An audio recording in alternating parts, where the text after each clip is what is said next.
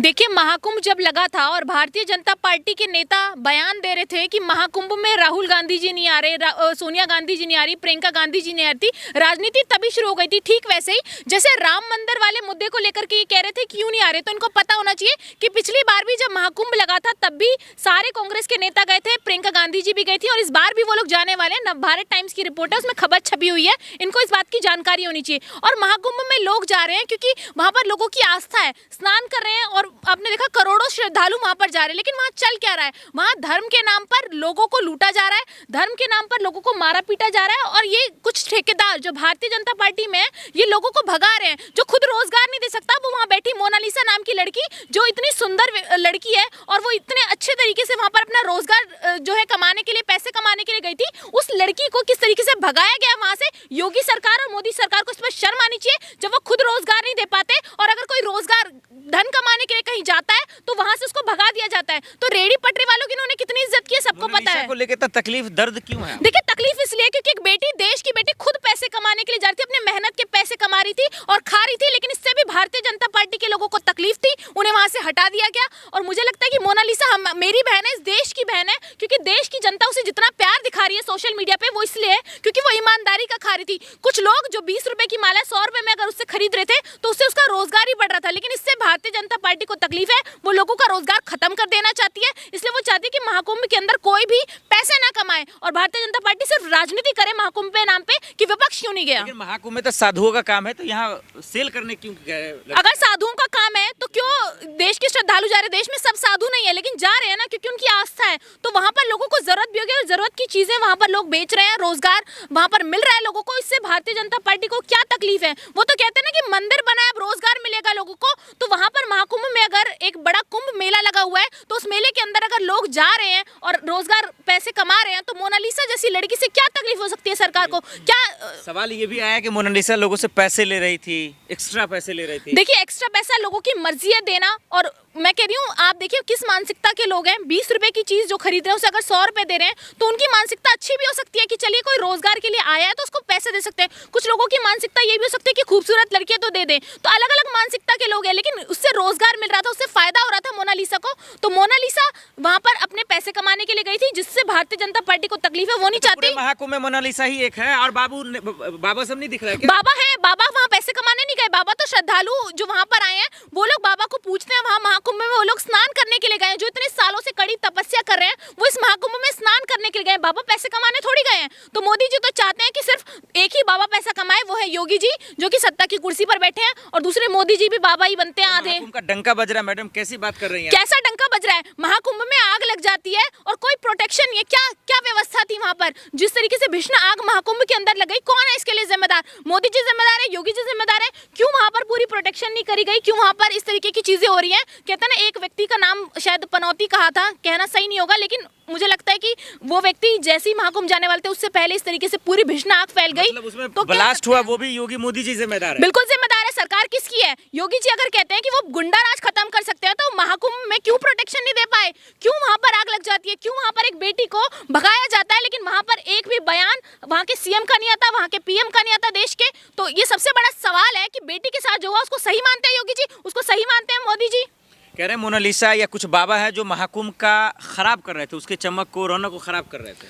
देखिए, आप देखिए लोग महाकुंभ में गए हैं, कुछ लोग, सब साधु नहीं होंगे, मैं ये नहीं कह रही कि वहाँ जितने लोग गए हैं सब बहुत बड़े साधु हैं, लेकिन कुछ लोग वहाँ पर भेष बदल कर भी गए हैं। तो वहाँ पर आप स्नान करने गए हैं या ये पता लगाने गए हैं कि सब, देखिए वहाँ मारपीट हो रही है, पता लगाया जा रहा है कोई मुसलमान तो नहीं आ गया भेष बदल कर, पता लगाया जा रहा है कि कोई साधु नहीं है, उसको मारा जा रहा है, उसके कपड़े उतारे जा रहे हैं। तो महाकुंभ जैसे पवित्र स्थान को खराब करने का काम अगर कोई कर रहा है तो वहाँ मौजूद कुछ लोग कर रहे हैं जो कि भारतीय जनता पार्टी की मानसिकता रखते हैं। वो वहाँ ये पता लगाने गए कि कोई मुसलमान मिल जाए, वीडियो वायरल हो जाए, देश को पता लग जाए कि मुसलमान वहाँ पर आ चुका है, अब उन मुसलमानों को भगाओ। तो ये धर्म की राजनीति करने के लिए महाकुंभ में भी धर्म फैक्टर को लेकर के लोगों को परेशान कर। एक बाबा थे, उनको भी भगा दिया गया, कैसे देख रही है?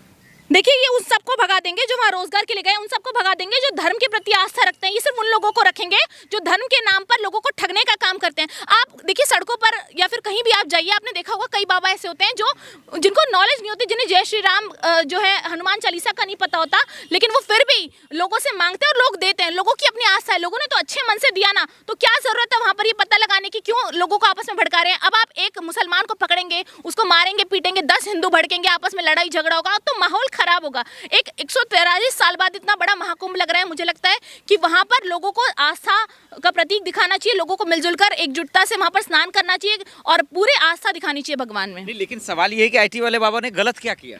देखिए, आईटी वाले बाबा ने कुछ गलत नहीं किया। रोजगार का सबसे बड़ा सवाल है देश के अंदर और जनता रोजगार ढूंढ रही है, रोजगार मांग रही है, लेकिन वो बीजेपी सरकार दे नहीं पा रही। महाकुंभ से भी तो रोजगार मिल रहा है। बिल्कुल रोजगार मिल रहा है, तो फिर क्यों भगाया उस मोनालिसा को, उसकी जगह से आईटी वाले बाबा को क्यों भगाया? सबसे बड़ा सवाल है ना सरकार से, अगर आप रोजगार दे पा रहे हैं तो महाकुंभ में रोजगार की जरूरत क्यों पड़ फर्जी गई? बाबा है, साधु संत धार्मिक बाबा नहीं है ना। धार्मिक इंजीनियर बाबा का क्या? तो ऐसे तो योगी जी भी धार्मिक बाबा नहीं है, योगी जी को भी हटा दीजिए। योगी तो राजनीतिक बाबा है ना, योगी जी कौन से धार्मिक बाबा है? योगी जी को कितना ज्ञान है हमारे सनातन धर्म का, कितनी चालीसा उनको पता है, कितने स्तुति उनको पता है, तो योगी जी पर भी सवाल है। योगी जैसा कोई हिंदू है इस देश में?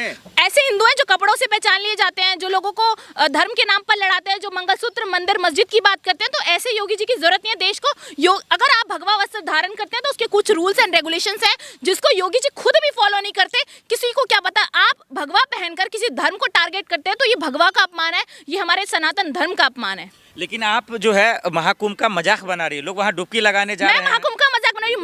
मजाक तो उस वक्त बन गया था महाकुंभ का जिस वक्त लोग स्नान करने की बजाय विशेष धर्म को टारगेट करके लोगों को ढूंढ रहे थे कि कौन चोले में आया, कौन किस में आया। सारे देखिए यूट्यूबर, सारे इन्फ्लुएंसर्स वहां पर पहुंच चुके हैं, पता लगा रहे हैं कि जो भगवा वस्त्र जिसने पहना वो सही है गलत है। आप अपने स्टेट के सीएम का ही पता लगा लीजिए। सीधा बताइए आप, जो लोग डुबकी लगाने जा रहे हैं कि गलत है, जो लोग डुबकी लगाने जा रहे हैं सही है गलत है? आप ये बताइए, अगर किसी मुसलमान को की आस्था है और वो महाकुंभ में स्नान करने जाना चाहता है तो आप क्या रोक लेंगे उसको? तो वो सऊदी जाए ना, यहाँ का करने जा रहे हैं। क्यों नहीं जा सकता?